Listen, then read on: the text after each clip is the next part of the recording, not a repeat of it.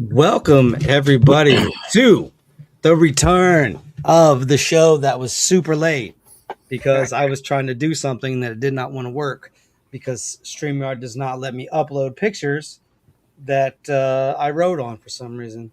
So we'll talk about that post show. I have an idea for us all that makes this instead of us doing the intros.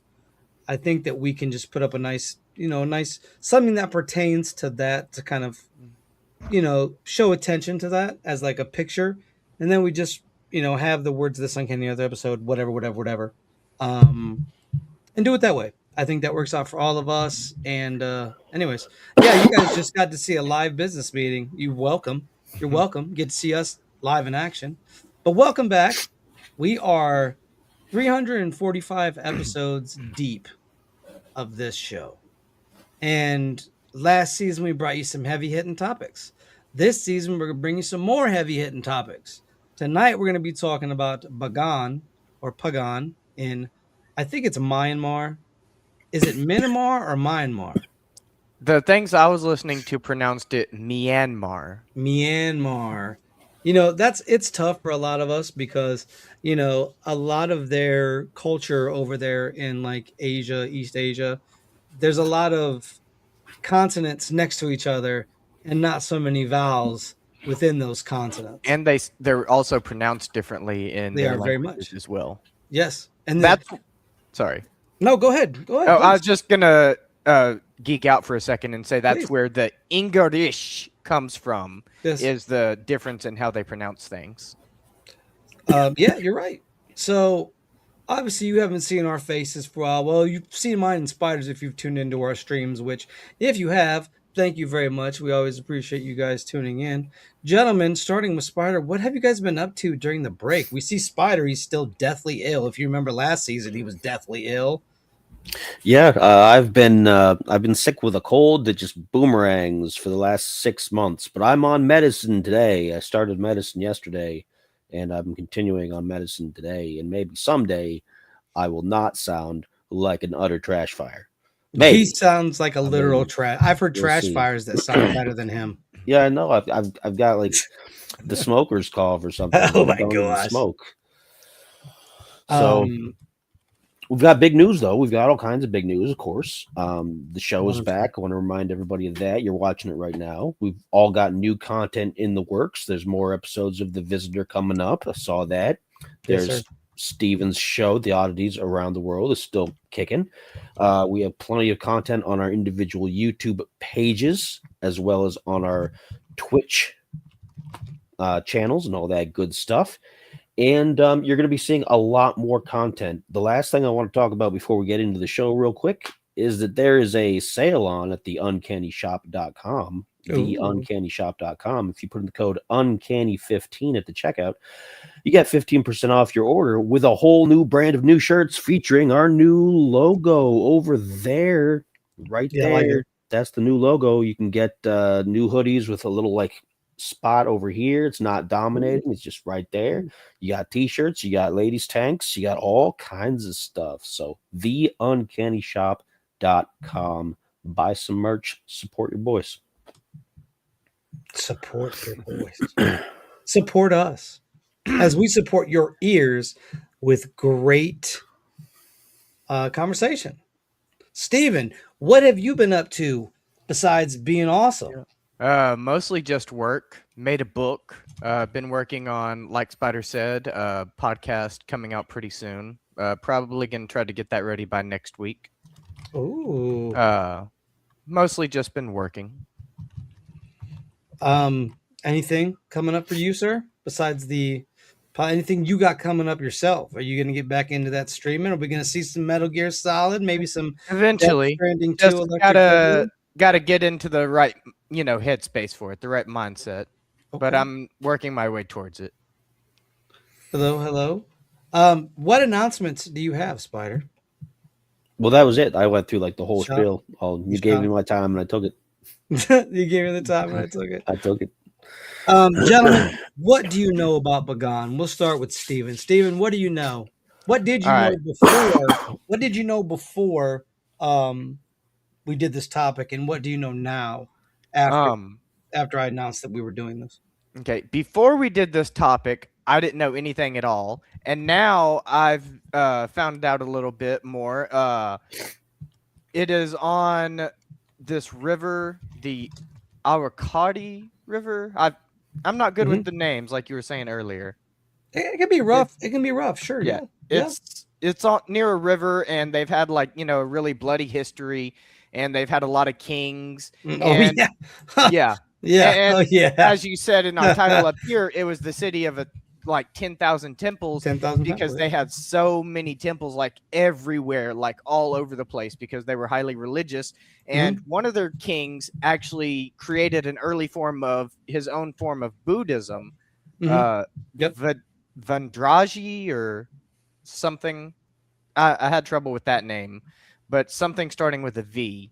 And he created like his own. You're talking about Anaratha. Yeah. He introduced Theravada Buddhism. Yes, that's what I was trying to think Kinsatha he was the wise ruler. So the kings are fantastic. Yeah. Go ahead. I'm sorry. I didn't mean and then they had, like you were saying, all the palaces and temples and all that. They were like a very religious city. And there was this one king, I forgot his name, but there was one king throughout their history that actually went like on a whole big anti Buddhist thing and started like attacking the monks and like trying to get them out of the city and stuff. And there's also, I didn't get very far into this. It was right at the tail end of my research, but I briefly read about something called the Yadizi cubes, if you've heard of that. But that's more like highly mythological, and it related to a story I've heard previously that I didn't even realize was related to Bagan, but I started looking deeper into these Yadizi cubes, and they started talking about how they were made from like volcanic stone, and they had all these designs on them like sigils, and some people would say these sigils would shift as you would look at them. And they mentioned a holy peacock, like a holy divine peacock that was like one of their religious symbols. And I looked deeper into that, and the story basically talked about this dude that came to a temple, and at first it looked like the temple was empty and he thought it was abandoned, and then he went deeper into the temple and he found this holy peacock, and like he turned around and the entrance was gone, and he was like in this other realm with this holy peacock.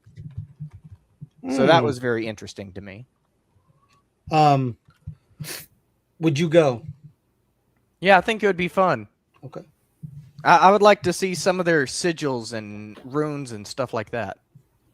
I think that the interesting part for me, so far having researched this, is that this place has all these temples, right? I thought they would be. I don't know if you guys got to see any like footage of the temples, of like drones and everything else flying around the temples. I got to watch a little bit of that. This isn't like temples in a row where it's like a street of temples. This is a temple here, then 5 miles away you have a temple here, and then miles away you have a temple here, and then you have one over here and over here and over here.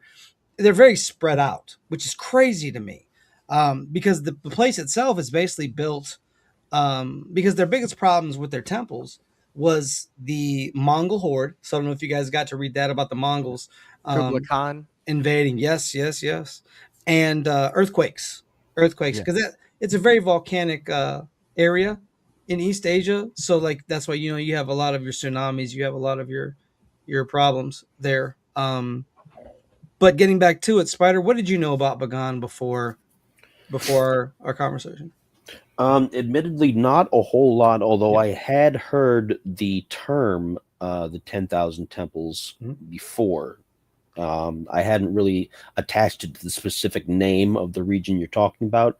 I know a little bit about Myanmar based on over the past several years of politics. Yeah, same. That's been going on. There was a huge corruption thing, and I believe at least one of their recent presidents was deposed, and there was a whole big thing about it.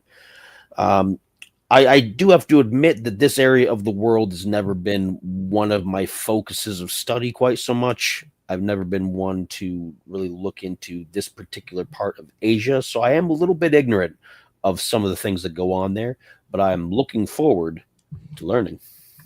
And listen, there is not a shortage of knowledge to learn, because we're just learning about Bagan. We're not learning about, or Pagan as it was also called.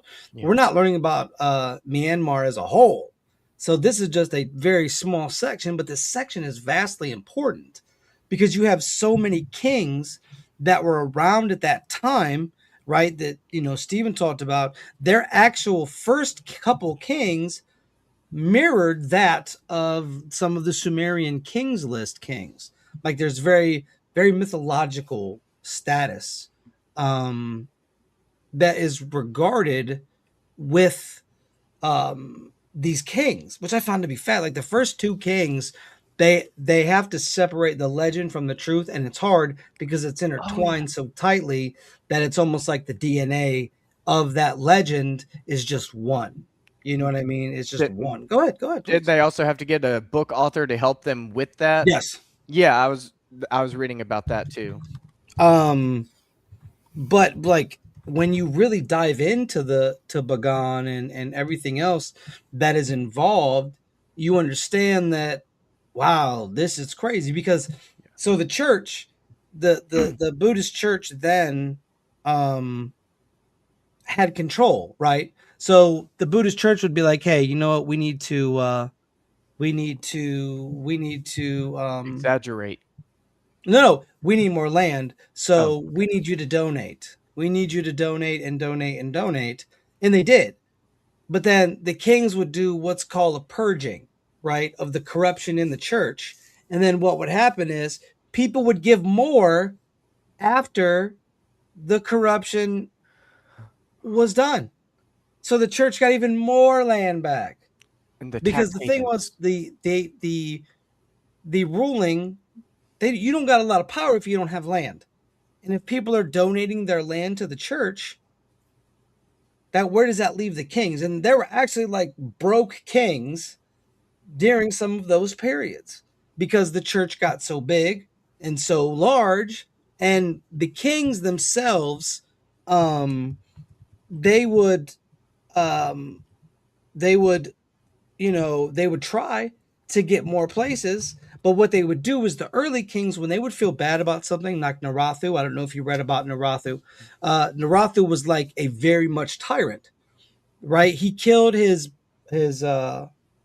father and his brother to get the throne, and so to make amends, he more or less built temples. He built one of the biggest temples there, the largest, but it was never finished because, in a state of irony, he also got assassinated. Yeah. Because, He was why paranoid all not? the time too. Yeah, well, if the temple wasn't made right, he would cut the hands off or kill the people building it. So could you imagine going into work and being like, Spider, imagine me and you, went into our Sears days and we didn't get a shop your way and they just cut our hands off. But I that's quit. how it is. Yeah, I would quit too, probably. Yeah. You don't have hands anymore. So what am I gonna use? If you don't got hands, you got, Yep. um, Talk about getting fired. talk about getting the axe. Yeah. Oh, There you go. There it is. Why do you think they built so many temples? Spider, I'll ask you first. Why do you think so many temples were? I'm going to ask you to go with Steven first because we're having some technical issues What's going on? and I'm trying to fix them. There's some stuttering and things going on. Oh. I think I fixed it, but I completely lost most of that part of the conversation. I apologize for that. I didn't intend to. But I want to make sure the experience is good for our viewers here. I think we're okay. But Steven, you go ahead first, and then I'll catch up to the conversation in a minute. All right. So why do I think they built so many temples? Is that what you were asking? Yes. What do you think the reasoning was? I think it's like you said, and they built so many temples because for a few reasons. I think one of the biggest reasons is, like you said, he was trying to, atone for his sins, as it were, for all the bad stuff that he did with as Netanyahu when he was in charge. And I think he was just trying to build so many temples because he knew he was such a terrible person. And he felt, oh, if I build all these temples, then the citizens will forgive me and then they won't try to kill me. But he couldn't build the temples fast enough. And I think another aspect of it was just because it was such a holy and religious, city, and that was such a big thing for the citizens there. I think he was just, other than him, like even the other kings and leaders that built temples, I think they were just trying to like appease the citizens. And at one point in time, I heard the church actually had more money than even the city itself. Like the church had all the economy. And I didn't really get too deep into it, but I briefly found out something about tax havens, and they would give the tax exemption status to the churches. So the churches just kept buying up all the land, and they eventually owned like 50, 60% of all the land. So I think that was another aspect of it. And to close out my opinion, I also thought it was interesting because the temples kind of reminded me of the pyramids in Egypt, because I heard a story that Netanyahu actually ended up being buried in one of his temples behind a sealed wall that still to this day has never been opened. But that's just like a theory, a conspiracy theory, as they were. They don't actually know what's behind the wall. Okay. Spider, thoughts? I'm caught up now. He said I'm caught up now. No, I think Steven has a point for a lot of that. There probably was a lot of soul searching from the prince there, that probably to make sure he could kind of grease the wheels a little bit into a better outcome. The other part of it, though, is that Buddhism and Hinduism are very closely related. And while Buddhism doesn't have necessarily as many gods as Hinduism, they do occasionally swap ideas back and forth. And in Hinduism, there are thousands upon thousands upon thousands of gods. And they frequently collect gods from other religions to be like, oh, yeah, you worship so-and-so. Oh, they're probably in ours, too. They're probably the god of this. And they just add them in somewhere. And Buddhism is more akin to kind of like saints and prophets, so to speak, but a very similar structure. And the more temples you can put out, the more goodwill you can put out, and the more you can kind of boost your fortunes a little bit. You can curry that favor with whoever's watching from up above or from sideways or from wherever. So I think part of it was also the culture, because that culture still exists in some pockets today. There is a lot of new Muslim influence over the last 100 years or so. But a lot of the old religions, if there were new gods that came into town, you just added them to the list. And what better way to do that? Just put up a new temple. Hey, there's a new god in town. Put up a new temple. Just add it to them. We don't want to knock anybody down because we don't want to offend the other ones. We just want to add a new one. And then it gets crowded and you get gods everywhere, and temples everywhere. So it's a little bit of both, I think. Okay. So like I said previous, it's known as the land of the 10,000 temples. However, at this time, there's only 22 to 2,300 of these temples left due to Mongol invasions, due to earthquakes, things like that. A couple of the temples, the bigger temples, they've been slightly destroyed and then repaired. And then a few of them they've been reconstructing a lot of them. In 2019, the temples at Bagan were recognized with the UNESCO World Heritage status. Now, I want to sidetrack here a little bit and talk about the UNESCO World Heritage, because a lot, I was like, what does that mean? What does that mean? You get that status? Does that mean, is that a good thing? Is that, is it just a, what's the word I'm looking for? What's the word I'm looking for? Is it just like a, status symbol, or like a status symbol, like ornamental, like it doesn't really mean anything, right? But this is from the site. The UNESCO World Heritage listing offers international recognition, enhanced conservation, funding, and tourism. Members also have access to technical assistance, legal protection, and a commitment from signatory countries to protect sites. So, signatory country means the country that signs it.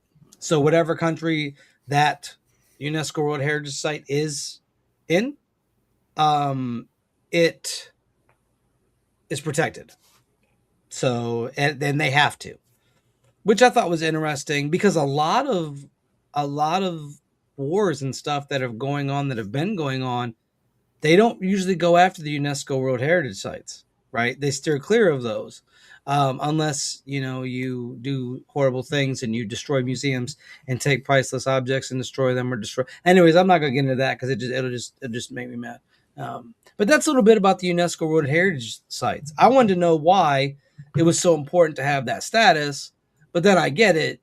That's the reason why, because these things need to protect it, and I'm all for this. There's not a lot of things. Italy's the country with the most UNESCO. Oh, Rebel would love that. Totaling 61 is January 2026. This includes cultural sites like the Colosseum, Venice, and Pompeii, as well as natural sites such as the Dolomites and the Appian Way by Appia, which was inscribed in July 2024. I was trying not to interrupt you while you were talking. Oh, you are fine. You are fine. We're just having some conversation. That's what the show's about, having some good conversations. So, gentlemen, I'll ask you, what do you think of the UNESCO? Like the not the institution itself. What do you think about having the UNESCO, like a UNESCO World Heritage Site, out there for these locations? We'll start with Spider since he went last time. I think it's a great idea. And up until relatively recently, I think most countries, even if they were at war, had sort of an understanding not to go out of your way to destroy things. Like there's places where you go to some countries like in Cambodia and whatnot where there's bullet holes in some of the temples and ruins, and that's unfortunate. But they try to put up plaques saying this is what happened, and they try to keep it protected from there. The only time in recent memory that somebody has completely thrown that out the window was, of course, during the battles with ISIS a few years ago. And that was a shame. They essentially went through, as you had mentioned, they went into a museum and they were just toppling artifacts and smashing them. And a few times there were rumors that they bulldozed remains of ziggurats and things. Although there's also rumors that the United States did that previously, and so who knows? I don't want to point any fingers at that necessarily and cause any conspiracy theories. But most of the time, people are pretty respectful of the fact that, okay, a lot of people in the greater world outside of just us see this as an important historical thing. Let's not go out of our way just to bust it. If it gets hit, collateral damage, well, it can't be helped. We're fighting each other. We hate those guys. But for the most part, I think it's a great idea. Now, going into the future with things like that as a potential that could happen, you kind of have to wonder, is UNESCO going to have to be, I don't want to say militarized, but partially have its own kind of security force to try to take care of these areas? I don't know how feasible that is. It's not an organization that gets that kind of donations from people, and they rely a lot on the country's goodwill to keep track of these things. So your mic is muted, Rob. Sorry, they don't have a security force they can just send in. Yeah, if things start going haywire, and you have to wonder if that's something that should be implemented. I think it should, because we have to preserve our history. Because people who want to destroy our history are the ones who want to rewrite said history. Mm-hmm. And the funny thing is, we don't know if that history that they're wanting to destroy was rewritten. You know what I mean? We don't know. Good point. We don't know. It's been the rise and fall of civilization so many times that we've lost more than we've ever rediscovered, and we'll never probably be able to get half of what we used to know. And even what we rediscovered could have been rewritten by someone else. True. I mean, well, certain things like buildings and ruins and things like that their usage could be rewritten, right? But finding those things, that can't be rewritten. We found it. You know what I mean? Oh, we could find older things. That's true. And a lot of times, if they dig beneath soil, you'll find the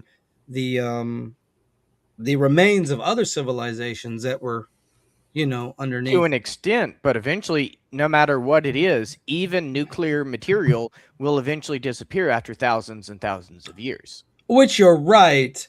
But there's just things they find in the soil and different pieces and parts. Like, oh, okay, here's another. And they go by certain things they find in the soil, because a lot of rocks and stones, those don't just disappear unless there's an earthquake or there's something heavy enough to move that. And you're compacting it with dirt. So it's going to hold up a little bit better than if it gets to sit on the elements and the rain. The CIA wrote a whole book about it. Yeah. So there you go. Now, what I want to get into next here is some of the temples, because I think, we're over here talking about Bagan and how amazing it is. We haven't talked about any of the temples. So we're going to start off with the Anada Temple, which is the highest. This is the highest temple, not the largest, but it's the tallest. It was built in 1091 by King Kinsinyata, and it's shaped after the Himalayas Nandamula Cave. And the temple is about 51 meters high with a small pagoda that rests on top.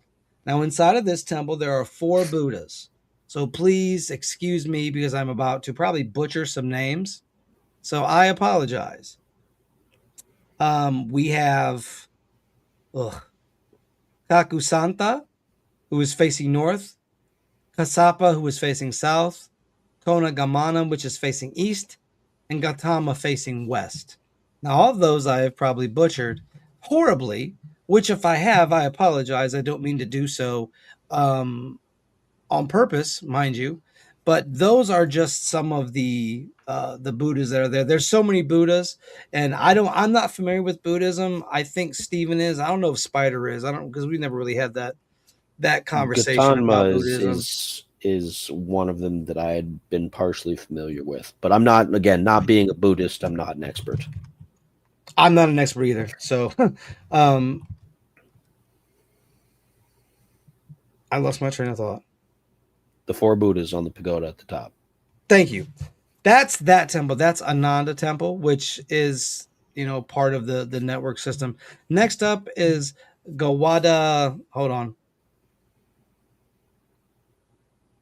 Gawadao Palin, which was constructed in the early 12th century by Narapati Sittu and Telomino, which that last one, there's an H and a T together. I do not know how to pronounce that. This is the second tallest temple. And in 1975, the temple was heavily damaged, but then it was reconstructed. The third temple we have is Thot Beninyu, which is the tallest temple in Bagan. That was the other one, but they're saying this one is. It's 66 meters, so that one was the second tallest, and It's a 5-story temple that reflects Bagan's innovative architecture and style. It expressed the spirit of nationhood of the Burmese people. In 1975 and 2016, that Beninyu, that's so crazy. I'd have to show you guys this wording. It was heavily damaged and it's currently undergoing reconstruction. Then there is the Shwin Sendao Pagoda, which was built during the reign of King Anuratha in the 11th century. Anuratha is like he's like the how do I put it? What would he be? What would he be compared to us? Who is like a legendary leader in the United States? Like George Washington? You know what I mean? It'd be more like one of your tall tales. No, it'd be like Paul Bunyan or something like that. It's me thinking about a greater person than yourself almost. But he was real though. Paul Bunyan wasn't real, right? But I mean, Anuratha was real, equivalent wise. What about King Tut in Egypt? The only reason I say no to that is because King Tut didn't rule long enough. He was didn't he die at 13? I think. Yeah, like a kid still. As a quick side note, Gautama Buddha is the original Buddha, Siddhartha. Okay. Oh, nice. That's where I'd heard it from. I knew it was familiar. I was like, I'm going to look it up to find out. And yes, that was the earliest known Buddha, Siddhartha Gautama. The one that got in that, I guess you could call it a disagreement with Mara and Giramelka under the Bodhi tree. Yes. Nice. Look at you guys. Wow. Coming to it fresh. I like it. So this is like one of the most important shrines. It's said to contain both a tooth and a bone of the Bhuma Gautama. That one. And there's 4 standing Buddhas again. And this one has also been renovated several times over the centuries. Now that's the Shwaizengon Pagoda. I read over the other one. The other one is important because it is said to have hairs of a Buddha. And that's the original Buddha that Spider had talked about What's funny about all this, to be honest, what makes me laugh a little bit. They gave him the fake tooth. Yeah, you saw that, yeah. Yeah. And he was cool with it. He was Yep. cool with it. He was like, "That's fine. I'll They take multiply. this fake tooth. It's cool. It's cool." Yeah, and that's the thing. Like everybody has a sacred tooth, Yep.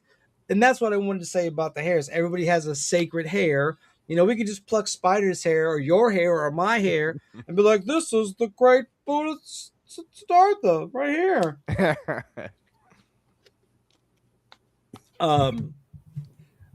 I think that everybody has this tale. For us, it was like the wooden pieces of the cross, right? Once you know, it was going all throughout Europe, right? It was like piece of the cross, piece of the cross.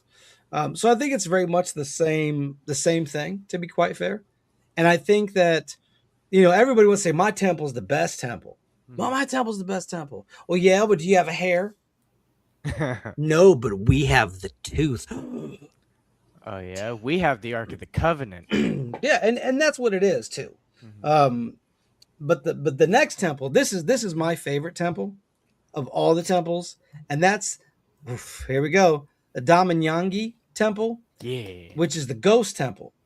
This was built by King Narathu. Now, King Narathu was a tyrant. We talked about this before. Killed his brother, killed his father, said, "This throne is mine now. I'm taking it." And he's diabolical in how he did it. So he took his father and put his father away in a different place because his father was sick.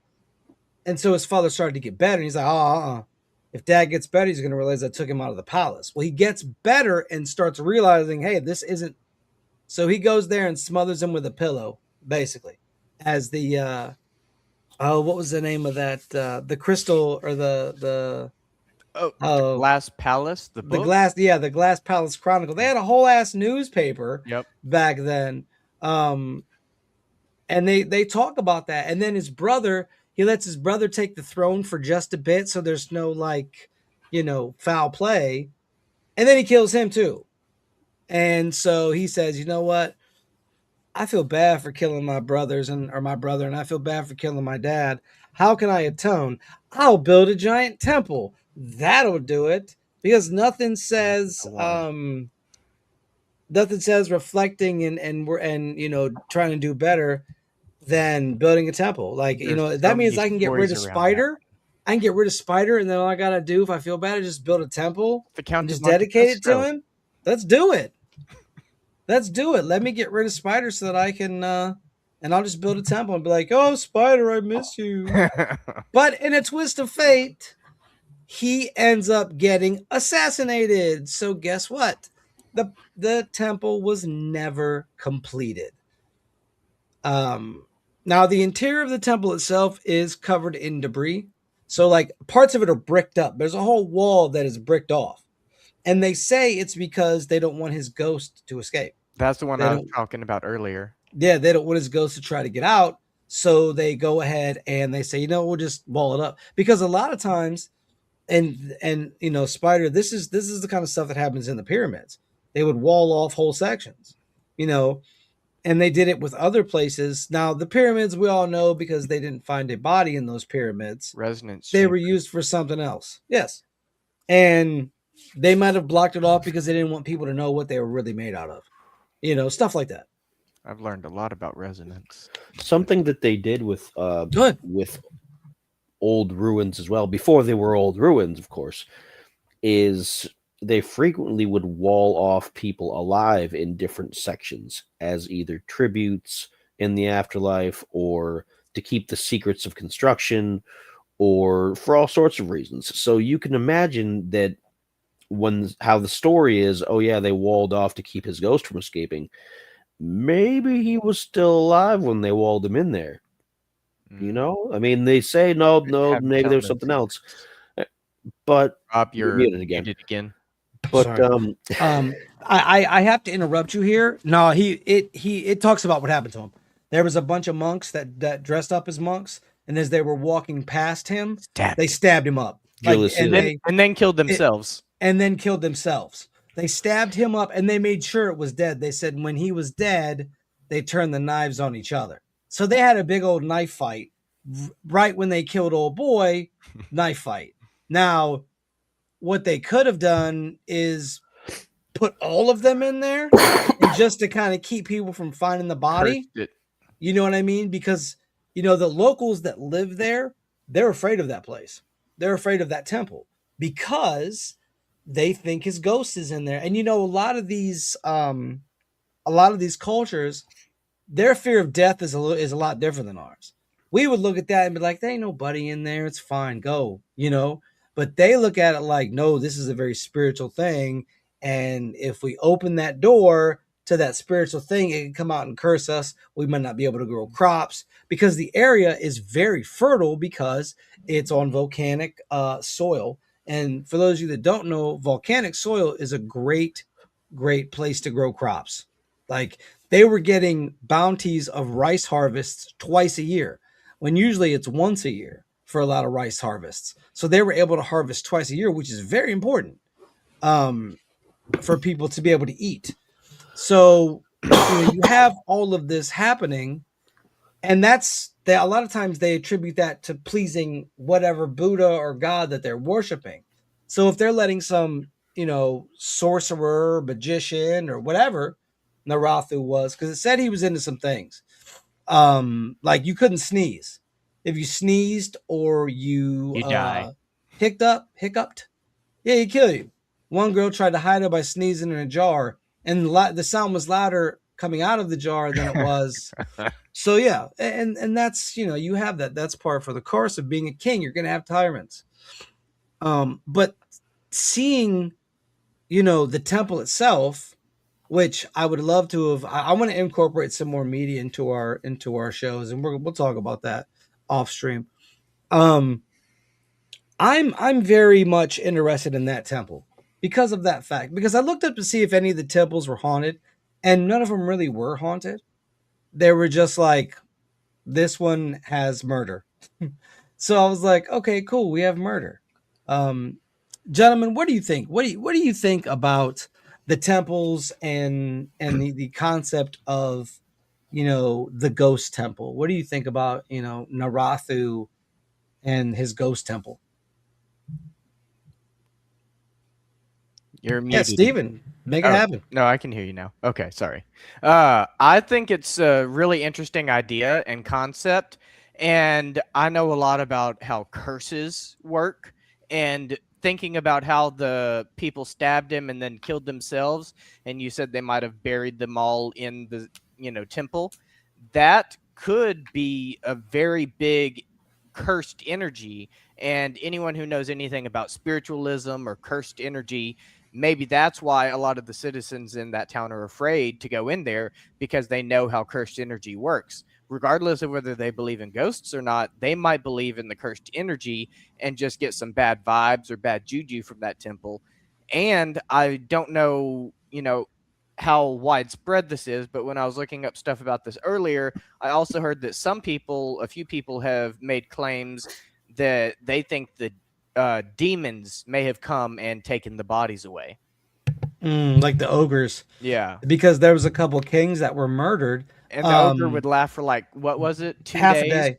Half well, the a one day. was like half a day and the other one was like 2 days. Yeah. I think Anaratha, when he died, the ogre was laughing because they got rid of a great king. And it's alchemy right there. That's crazy. It's it's interesting to see like the ogre ideology, because ogres in Asian mythology are different than ogres in European mythology or like your D&D campaigns, right? These ogres are intelligent. They know how to play tricks. They know how to they're not just some big dumb brutes. And they have magic, right? And they can do magic, yes. Japanese ogres are very much like that, yes. So it's fascinating to me how all that kind of coalesces into this point, because you don't hear a lot about ogres in general, but like I guess in Buddhism they're a little bit more profound or than they are in other religions, because most of us, like myself, Spider, you, when we think of ogre, we think of maybe big giant with a large club or that sort of thing. they're not. We don't think of them as intelligent, but then in Asian cultures, they do. They are intelligent. I also wanted to mention the symbolism because they said that these were Please. very, hated and vilified kings. Mhm. So I'm wondering if maybe the ogre wasn't representative of the common folk, the serfs, the citizens, basically laughing at the death of the tyrant. And that's the allegory for that could Yeah. be there. There's a case to be made for that. Sure. Spider, your thoughts? This part of the world that we're discussing in even Asia as a whole, but especially in this area, there's always been a high level of superstition and of just a lot of belief in things that you can't necessarily see, but are going to come and get you, or that are going to stop you from getting what you want, or are going to give you bad luck, or something like that. It's a very spiritual place. And it's only been in maybe the last couple decades in places like China, now that the communism has really started pushing out a lot of that kind of stuff, that people have been pushing those beliefs down a little farther, but they've never completely gone away. And a lot of it you can attribute to ancient survival, because there's a lot of dangers in that part of the world. You got the jungles that can give you the disease. You got mountains, all kinds of mountains that you can fall off of. You got the jungles that could give you the disease. You got the wild animals and things, because there's a lot of predators, like night predators, not just like here, you go walking in the woods in the middle of the day, you might see a bear and there's a predator there, mountain lion, something like that. But they're night predators. Yeah. They'll wait and they'll get you. And there's it breeds a lot of generational fears and thoughts and ways to appease things that you can't see. And I think a lot of it just has to do with it being a cultural outlook in that part of the world that's never completely gone away. And I don't think even if more countries adopt the way that China has to try to move into more communist ways of thinking, I don't think you're going to be able to bury those ways of thinking completely. I think the people are all, at least in the wilder areas, are always going to have those ideas that you got to say nice things to the ogres, or they're going to get you. You got to say nice things to the Oni. You got to say nice things at the shrine. You got to be nice to the ancestors. You got to be nice to all these things, because they're waiting, they're watching, and if you slip up, they'll take you. And it's interesting you say that, because while I was researching this, people who didn't give to the church, they were like, "Oh, we hope all the bad things in life happen to you, and then in the afterlife, we hope they happen again, and then we hope you're reincarnated as a leech or as something that gets to be on the temple, so you can appreciate how beautiful these temples really are, and so we hope that happens to you 5,000 times." So, and people would giving, and we're giving freely. They were like, we want a great afterlife, because we want a great afterlife. Listen, it's a great scam to run things. Control through fear. Because you're controlling them. You're saying, hey, we can give you a better life. You'll get a better life by donating to us. And then, the kings would come in and say, oh, that's corrupt, clean it out. But then people would say, oh, it's clean again, we can donate even more stuff. And so the land just kept getting donated and donated and donated. And here's these kings. If you don't have land, you don't have farmland, you don't have anything, you're weak. You're just a figurehead. Yeah, and that's why a lot of them were broke. Like, I've never heard of a broke king until I learned about Bagan. Like, you don't. And they're like, yeah, they didn't have any money. Like, what? What kind of king doesn't have any money? Like, none. And this was way after, but when they were at their height, they were branching out and talking to different parts of the world to say, hey, we're here now. Let's make a pact. Let's, with Beijing, they did it with China, and so it's interesting to see they're here, but then because of the corruption, right, they just, and, the temples obviously didn't, those cost money to repair. That stuff is not cheap. And so they're like, well, we can't repair them. So a lot of things fell in disarray because people can't afford it. The church owns everything, and they use the temples as tax havens. They were able to use those temples as a way to shield their money from getting taken. Very, very good point, Spider. Did you have anything else to say? I didn't want to cut you off. No, I think that was pretty much it because, like I said, it's very superstitious culture. And as much as people might hear that word, say, "Oh, superstitious," well, we can throw that out the window. It's very important to them. Superstition is not just one of those buzzwords you throw around just to make fun of people. Various areas of the world, the people take that super serious. And if you don't, then you're going to find out. And you don't want to find out. So if you want to visit these temples in Bagan, because I'm curious, I definitely want to go. This is something that's kind of a new fascination for me. So I will 100% be interested in going. You need a Bagan archaeological zone ticket, which can be purchased for 30,000 kyats, which is about $10 to $15 in American money.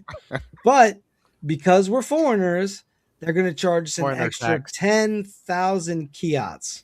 So, I mean, you're looking at probably $20. But $20 to go see all the temples, okay, here you go. Now, here's the problem. These temples and this area are filled with beggars, beggar children. They are everywhere, and they will follow you around, and they will beg until you give them money. Or there'll be people that set up shop inside of the temples, and they're selling, goods and everything else. And there's people, because the temples, like I said, are so spaced out. I don't know if either of you, I know Steven probably saw a couple images, but I don't know if you got a chance to see a couple images of the whole thing. But they're spread out. So you need a car, or you need a bike. You need something to take you from point A to point B. Horses. They said a lot of people like to get carriage rides on horses because it gives them a sense that they're back in the olden times. Hitting every bump. Oh, I got excited. But there's people there for that.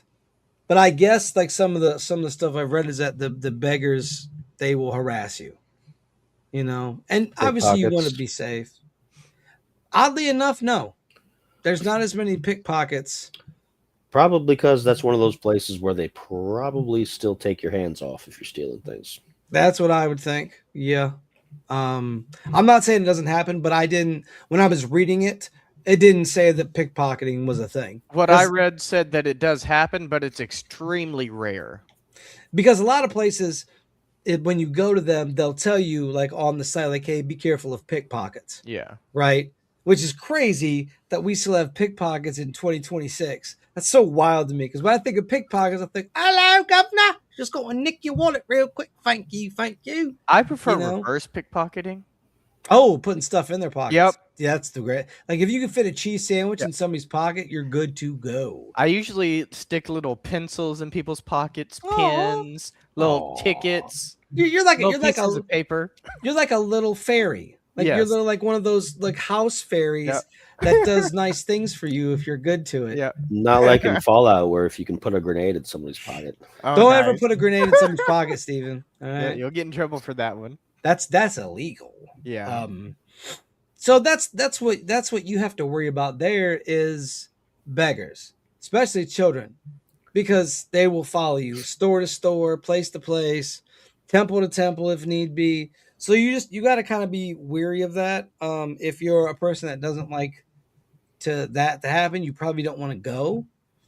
But for the most part, that was the biggest concern. That happened. That they said there. Like you don't have to worry about conflict because I think that's pretty much resolved itself. I like Spider said, I remember it, but I don't remember the details of it. But I remember there being issues over there for quite a while. Yeah, I believe most of the Civil War kind of stuff has died down to a manageable level where it's not like fighting in the streets or anything like that at the moment. But with that part of the world, again, it's also kind of difficult to tell because you've got India, Pakistan, Bangladesh, all those places all through there. And we talked about India and Pakistan like on a previous episode of This Uncanny Earth. Yeah, you never really know what's going to flare up. So, I mean, No. you could, if you go even have during nukes. peacetime, you should probably just make sure you have an exit plan. My sources Yes, said it was agreed. unstable as of 2020. So Oh, whatever that's worth. but I still think you can go. Yeah, it said like I just said, check travel advisories. is it's what not my- crazy civil unrest type situation. You know what I mean? Like Yeah. it's, but still, I mean, it'd be great to go. What do you think? Like, if you could go like tomorrow, let's say they said, "Hey, this Uncanny Earth, we're gonna get you all on a plane. You guys are going to Bagan. You're gonna go look at the temples." What would you two say, Steven? I'll start with you. What would you say? I got to work tomorrow. He's just here so he doesn't get fined. That's me. That's me. I think it'd be cool. I would go if I could get off from work. How about that? Well, we're talking like a hypothetical situation where you're free. This isn't real. Nobody's. Oh, It's okay, it's expenses paid, not crazy. Like you're not going to buy a temple when you get there. Yeah. But Can you we? can eat and you can stay someplace, right? All right, And the airfare. I would go and I would look at all the temples and I would probably develop the Messiah complex. I've heard that's very common when you visit Middle Eastern countries. And That's an countries. Asian country, but close. Yeah. Close. Like very highly religious areas. I heard a lot of people develop Messiah complex. Spider, what about you? I wouldn't mind. I'm not a big fan of traveling these days, as most people know. But if you take It's care of me, hypothetical. Like I gotta if it's tell comfortable, Steven, it's right? hypothetical. If it's comfortable, Jeez. if you're gonna cover my food and probably a drink here and there because we can get whiskey smuggled from India, then that's perfectly fine. I would see if they'd let us take some rubbings of the temples, like with the paper, like gently and stuff for the symbols and the carvings. Yeah. Well, there's nobody there to stop you. That's the thing, is they don't have people there because so when you buy your ticket or your archaeological ticket, you buy it at the airports or you buy it at shops. You don't buy it at the temples. There's nobody there to take it. There's a place you go last, and they end up taking. I believe they take the ticket, but for the most part, yeah, If there's nobody to take your ticket, then why do you even need the ticket? Because So if they they can get find you money. without the ticket, then you're in Yeah. a lot of trouble. But you just said there's nobody there. But that doesn't mean that there won't be random military forces Yeah. just And driving he's It's right. by. like going fishing at midnight at And- the local parks. You just hide. No, Yeah, but- not in this part of the world. No, No, because they know and the he's jungle not and you going. don't. He's not going.